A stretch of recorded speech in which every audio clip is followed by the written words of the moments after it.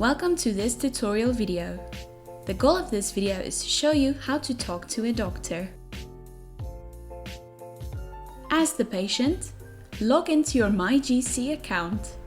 Once you're logged in, click on the Talk to a Doctor on the left-hand sidebar. Take note of the number of doctors online and doctors taking calls on the Talk to a Doctor screen. Start by completing the fields in the Details section. Add your name, location, reason for the booking, and check the box underneath where you accept charges from the doctor and end with making your payment. Please take note of the disclaimer underneath the Details section. Click on the Pay button to continue with your payment. The F&B online payment portal will pop up where you can click on the Pay Now button. After completing the card details section, you can click on the Pay Now button to complete the payment.